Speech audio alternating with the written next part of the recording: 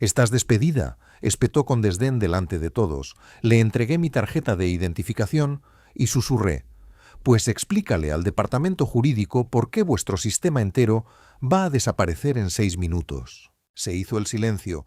La sala de conferencias olía a café quemado y a sudor de pánico. Yo estaba de pie al final de la mesa donde siempre, medio visible, medio olvidada, mientras Adriana Vega se paseaba por la cabecera con la presencia teatral de una presentadora de televisión fingiendo no disfrutar demasiado del momento. Sus labios eran brillantes, sus movimientos afilados, y cuando sonreía era como si le hubieran entregado un trofeo que no había ganado. Antes de terminar, dijo, golpeando un sobre de color manila contra la palma de su mano, «tenemos una última actualización que compartir. Con efecto inmediato vamos a reestructurar nuestro liderazgo para mejorar la escalabilidad y el crecimiento estratégico». Algunos de los jefes de departamento se revolvieron en sus asientos. Los desarrolladores junior parpadearon con el ceño fruncido, sintiendo que algo no iba bien, pero sin saber exactamente cómo llamarlo.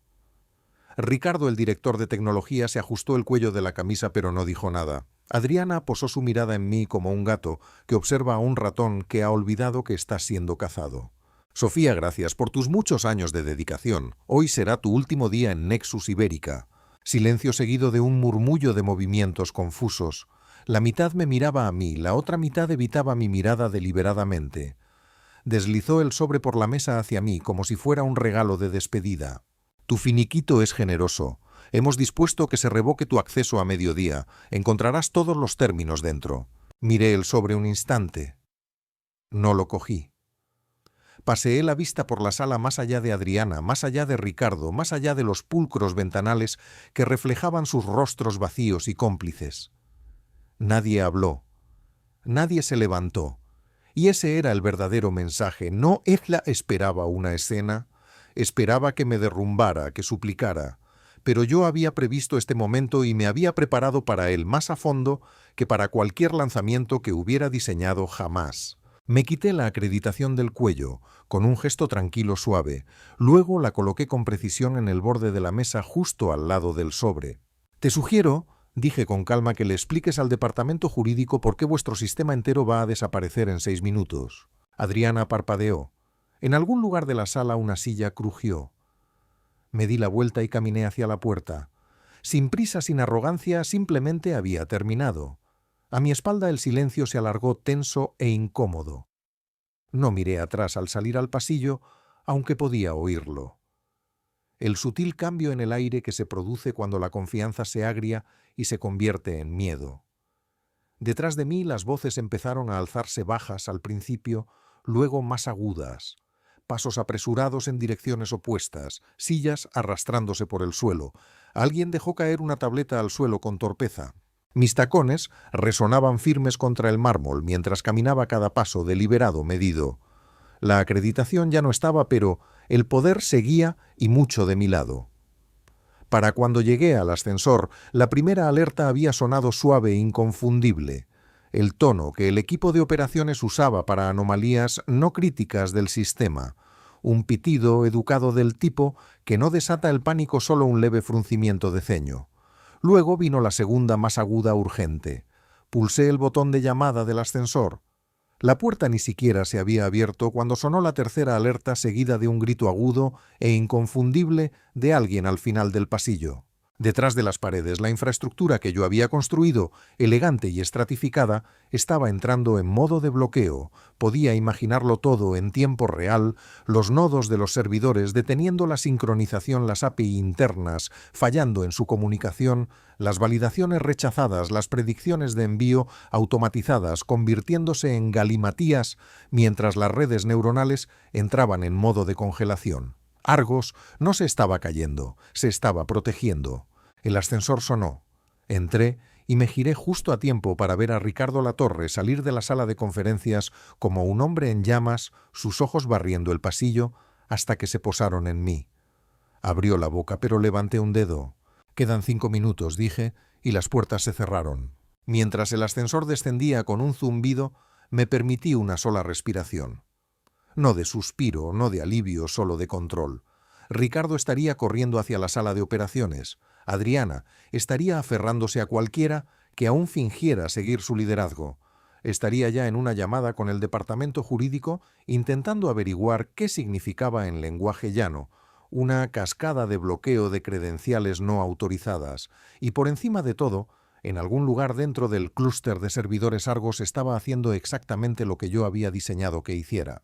Para cuando llegué al vestíbulo, las luces de emergencia ya se habían puesto de color ámbar.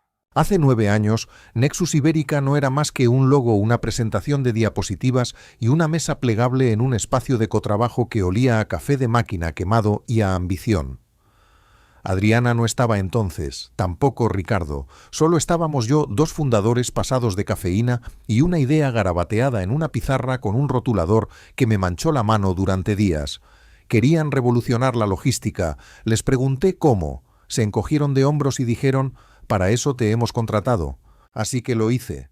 Construí Argos de la nada, le puse el nombre del gigante que todo lo ve de la mitología, porque eso es lo que necesitábamos. Un ojo en cada camión, en cada muelle, en cada cambio, en el flujo de suministro, antes incluso de que ocurriera. Diseñé la arquitectura, los bucles de retroalimentación de la IA, los protocolos de redundancia, las capas neuronales predictivas. Era elegante, escalable, vivo, y funcionaba. Conseguimos nuestro primer contrato en 11 meses. En 2 años dábamos servicio a 6 de los 10 mayores operadores de transporte de España. En cada reunión con inversores me exhibían como una mascota. «Sofía es el motor», decían. No seríamos nada sin ella. Pero en algún punto alrededor del 8º año la sonrisa empezó a desvanecerse. Adriana llegó con ese barniz de MBA y una confianza plagada de jerga. Le enseñé más en 2 semanas de lo que había absorbido en toda su carrera. Luego las carpetas empezaron a denegarme el acceso, las invitaciones a reuniones se agotaron, las decisiones se tomaban sin mí. Mi asiento en la mesa siempre estaba siendo reasignado por flexibilidad. Me di cuenta, por supuesto que me di cuenta. Entonces, hace una semana entré en la sala de impresión y lo vi olvidado en la bandeja como si no significara nada. Un borrador de contrato, oferta de empleo. Héctor Vidal. 25 años, 2 años después de salir de la universidad. Unos cuantos proyectos llamativos en GitHub, sin experiencia real en gestión de carga, pero era más barato. No solo me estaban reemplazando, me estaban borrando. Mi nombre ya había sido eliminado de los documentos de diseño, del sistema de los borradores, de las patentes, incluso de la wiki interna, como si nunca hubiera existido. Pero olvidaron una cosa: no puedes borrar los planos si el arquitecto todavía tiene los originales. Hace 6 meses, el silencio se convirtió en un patrón. Los registros de acceso mostraban que mis credenciales se habían utilizado a horas extrañas y luego se habían revertido. Las carpetas que yo creé fueron sobrescritas con versiones actualizadas limpias de cualquier referencia a mi nombre. Adriana dejó de hacer preguntas en las reuniones, Ricardo dejó de responder a las mías, así que dejé de fingir que no lo veía venir. Fue entonces cuando construí el protocolo 7. No era un virus ni un sabotaje. Algo mucho más elegante, un sistema de seguridad condicional enterrado en lo más profundo de Argos, que se activaba solo si mis credenciales de seguridad eran eliminadas sin una secuencia formal de salida de la empresa. En ese caso, el sistema lo interpretaría como un intento de toma de control hostil e iniciaría los protocolos de bloqueo en toda su arquitectura. No borraba, no dañaba, simplemente lo apagaba todo. Lo diseñé como construí todo lo demás en Nexus, con control, con redundancia, con inteligencia. Argos no es solo software, es un ecosistema vivo y en constante aprendizaje. Logística predictiva mapeada a través de ramas de IA, motores de envío automatizados, patrones de flota en tiempo real y sincronizadores de núcleo multinodo. Entiende el riesgo y entiende la confianza. Cuando el protocolo 7 se activa, no alerta al usuario, sin avisos, sin luces rojas parpadeantes, simplemente se aísla cortando el acceso a la API, congelando las interfaces de los clientes, deshabilitando los paneles de control internos una capa a la vez. Para la mayoría parece un fallo catastrófico, pero por debajo Argos no está roto, está haciendo exactamente para lo que lo entrené, protegerse a sí mismo. No le conté a nadie sobre el protocolo 7. No lo documenté en las notas del sistema, ni siquiera en mis copias de seguridad privadas, porque no necesitaba recordar cómo funcionaba. Lo había escrito línea por línea, era parte de mí. Y por si acaso alguien era lo suficientemente listo como para hurgar, lo enmascaré tras un inofensivo script de diagnóstico llamado estabilizador de nodos heredados Beto3. Nadie lo cuestionó nunca. ¿Por qué lo harían? En el momento en que Adriana firmó mi despido, el interruptor ya se había activado. En el instante en que mis credenciales fueron revocadas, Argos lo interpretó como lo que era, una mano no fiable intentando alcanzar el núcleo, y ahora estaba cerrando la puerta. Llamaron a la puerta a las 22:47, no con timidez, no con la cautela de profesionales que intentan parecer educados. No fue el tipo de golpe que escuchas en una tormenta cuando se va la luz y alguien está desesperado por entrar. 3 golpes secos y luego silencio. Ya sabía quién era cuando abrí la puerta. Ricardo Latorre estaba allí con el cuello de la camisa desabrochado, la corbata torcida. Detrás de él, Mireia, la directora de operaciones, se aferraba a una tableta como si pudiera salvarle la vida. Ni siquiera se había molestado en maquillarse. Su chaqueta estaba arrugada y había un brillo de algo real detrás de su expresión habitualmente cuidada. ¿Podemos pasar?, preguntó Ricardo con la voz quebrada por una calma forzada. Me hice a un lado sin decir una palabra. Entraron como invitados a un velatorio arrastrando los pies, con los ojos recorriendo la habitación como si pudiera explotar. No ofrecí bebidas ni cortesías, solo esperé mientras se ahogaban en el silencio. La situación es grave, empezó Mireia. Los clientes nos están abandonando por horas, añadió Ricardo. Y las sincronizaciones de carga. Argos no es que esté caído, es que nos está rechazando. Me crucé de brazos. Sabe en quién confía. Ambos hicieron una pausa. Ricardo se aclaró la garganta. Necesitamos hablar sobre cómo revertir esto, sea lo que sea. Sostuve su mirada. No hay reversión. Nada se ha roto. Parpadeó. Entonces, ¿cómo lo arreglamos? Dejé que las palabras se asentaran antes de responder. Vosotros no lo arregláis, lo arreglo yo. Mireia se inclinó hacia adelante con cuidado. Sofía, mira, sabemos que Adriana manejó esto mal. Nosotros no. No se suponía que esto pasara así. No dije en voz baja. No se suponía. Caminé hacia mi escritorio y abrí mi portátil. Inicié sesión. La interfaz cobró vida como siempre. Lo giré para que pudieran ver acceso completo, sin restricciones, sin errores. Sus rostros se descompusieron. Nunca me bloquearon el acceso, dije. Simplemente dejé de defenderos. Se quedaron inmóviles asimilando lo que eso significaba, no solo técnicamente sino políticamente. Su imperio no estaba siendo atacado desde fuera, se estaba desmoronando porque su arquitecta finalmente se había apartado. Se sentaron frente a mí, en la isla de la cocina, la tensión estirándose entre nosotros como un cable de alta tensión. Ricardo no dejaba de mirar mi pantalla, como si el panel de control pudiera cambiar de opinión y darle la bienvenida de nuevo. Mireia no había dicho una palabra en minutos, sus dedos temblaban ligeramente donde descansaban sobre la encimera. Cerré el portátil suavemente como si sellara una negociación en lugar de dar un portazo. Luego hablé, mi voz medida firme. Si queréis que Argos vuelva, esto es lo que va a pasar. Ricardo se enderezó, pero no me detuve. Recibo el 60% de la propiedad intelectual de Argos, retroactiva y futura. Mireia parpadeó. Sus labios se separaron, pero no salieron palabras. 2. Continué. Soy restituida como directora de tecnología, autoridad total, sin tonterías provisionales. Ricardo abrió la boca, seguí adelante. 3. Una compensación retroactiva de 18 millones de euros por abuso de confianza intelectual, despido improcedente e intento de borrado de autoría. Ahora Mireia parecía que iba a vomitar. 4. Dije, tan tranquila como siempre. Una disculpa pública publicada en la página de inicio de Nexus Ibérica durante no menos de 72 horas, firmada por la Junta Directiva, nombrándome Sofía Moreno como la única creadora de Argos. Ricardo finalmente encontró su voz. «Esto es indignante», le miré a los ojos. 5. Ocupo un puesto en el Consejo de Administración.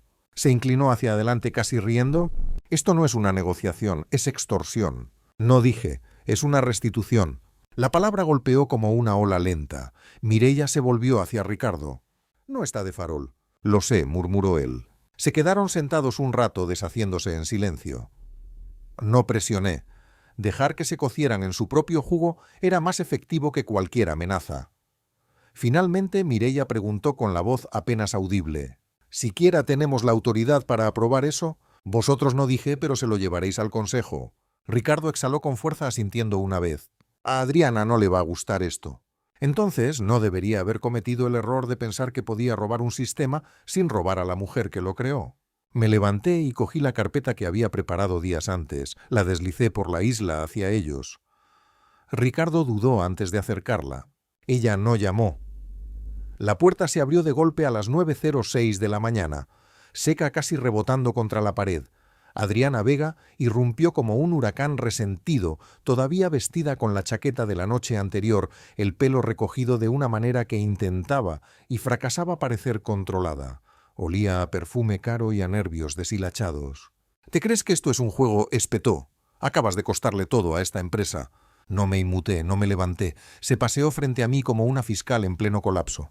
«Te vamos a demandar, quedarás desacreditada, te vetarán en todos los consejos del país.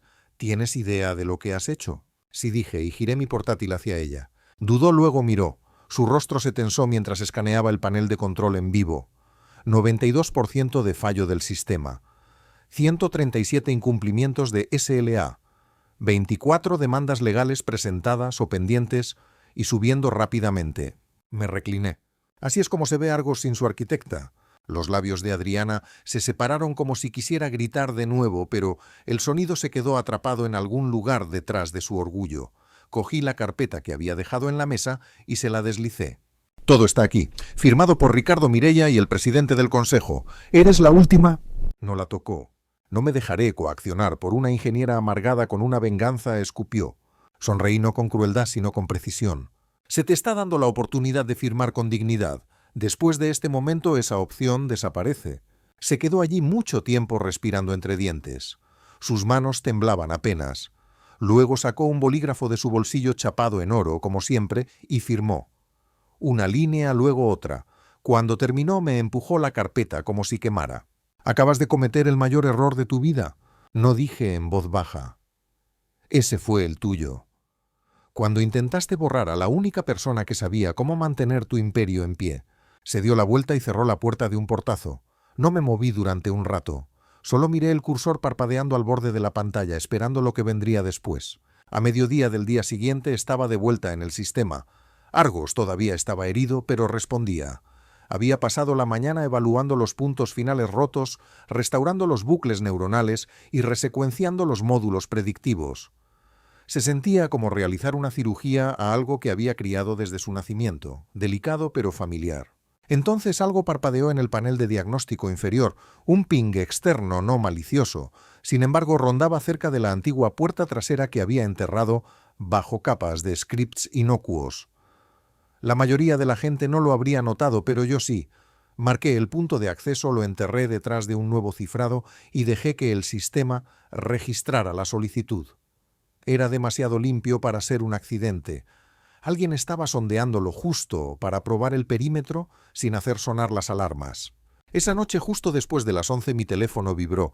Número desconocido. Dejé que sonara una vez antes de contestar. «Habla Sofía». Una voz de hombre suave y precisa. «Señorita Moreno, represento a Helix Paramount. Mi nombre es Vincent Costa». No dije nada. «Hemos revisado su trabajo. Argos es excepcional. A nuestra firma le gustaría adquirirlo por 100 millones de euros. Transferencia inmediata, transacción limpia». No dije simplemente. Hubo una pausa. Luego el tono cambió. «Quizá quiera reconsiderarlo. Esto no es una petición amistosa». Mi agarre se tensó, pero mi voz se mantuvo nivelada. «Eso suena mucho a una amenaza, Vincent». «Llámelo presión», dijo suavemente. «Ya hemos invertido mucho en el resultado». Colgó. Me moví rápido, ejecuté un rastreo a través de los protocolos profundos de Argos, aprovechando el ping anterior. La ruta estaba bien camuflada, redirigida a través de Zúrich, luego Singapur, luego Buenos Aires, pero no lo suficientemente bien. El origen se resolvió en un clúster de servidores vinculado al grupo Vanguardia Estratégica que operaba bajo una sociedad pantalla Helix Paramount. Seguí cavando. Entonces encontré un memorando mal desinfectado pero que todavía filtraba metadatos. Objetivo: adquirir Argos por cualquier medio necesario. Fase 1, eliminar a la creadora. Fase 2, forzar la adquisición. Adriana no era solo una amenaza, era un peón, y yo acababa de darle la vuelta al tablero. El primer ataque llegó justo antes del amanecer. Empezó como un goteo, verificaciones de credenciales, solicitudes de API malformadas, pero en cuestión de minutos la ola creció. Intentos de inyección, ataques de denegación de servicio, relleno de credenciales desde puertos internacionales, todo disparado en una sucesión rítmica. No era caos, era coordinado. No intentaban destruir Argos, intentaban apoderarse de él.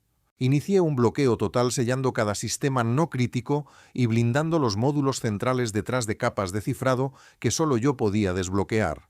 El sistema se atenuó, se silenció como un búnker sellando sus puertas.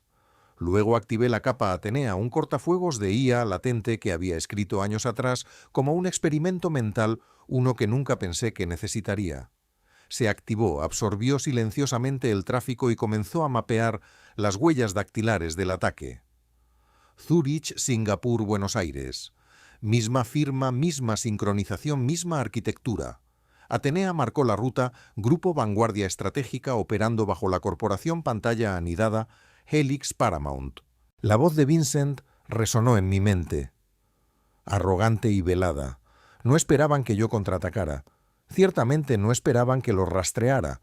Recopilé todo.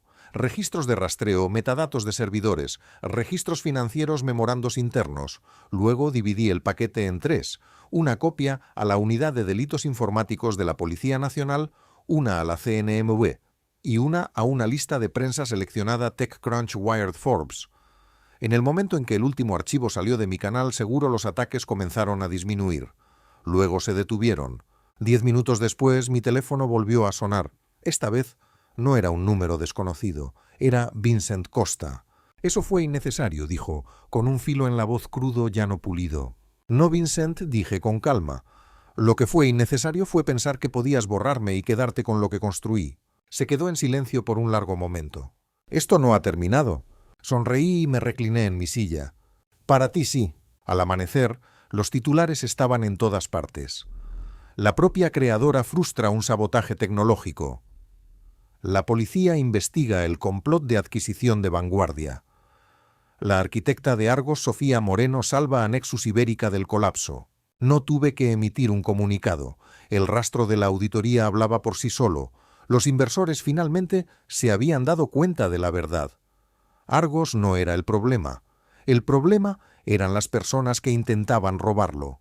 Las acciones se dispararon a media mañana. El departamento jurídico retiró 2 demandas pendientes. 3 nuevos clientes se pusieron en contacto antes del mediodía. Cuando crucé las puertas de cristal de Nexus Ibérica, la gente ya no evitaba mi mirada.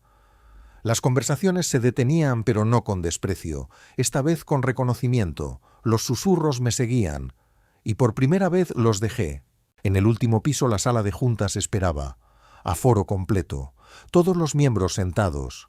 Adriana estaba de pie cerca de las ventanas, pálida, serena, pero sosteniéndose como si fuera de cristal, esperando a romperse. Ricardo y Mireia no hablaron, no necesitaban hacerlo. Coloqué mi carpeta sobre la mesa y la abrí sin decir una palabra. Mi cargo decía directora de tecnología. Debajo, miembro del Consejo de Administración. Finalizado, archivado, ratificado. Luego miré a Adriana. «Estás despedida», dije ecuánime, con efecto inmediato. No discutió, simplemente salió sin mirar atrás. Cuando la puerta se cerró con un clic, me volví hacia el consejo. Ahora, dije, a reconstruir. Nadie habló. Me senté en mi asiento ahora oficialmente y abrí el panel de control. Argos estaba estable, de nuevo sellado vigilante. Toqué un solo comando. Un nuevo diagnóstico se lanzó en cada nodo del sistema. Se acabaron los parásitos, añadí. Se acabaron las puertas traseras. A partir de ahora todo pasa por mí. Hubo asentimientos alrededor de la mesa, respetuosos, algunos inciertos. Estaba bien. Más tarde esa noche, sola en mi apartamento, me serví una tila y observé el horizonte de la ciudad parpadear contra la oscuridad. Mi bandeja de entrada sonó una vez. Sin remitente, sin asunto, solo un mensaje. Esto no ha terminado. Lo miré fijamente durante un largo momento y luego sonreí. No susurré. Esto no ha hecho más que empezar.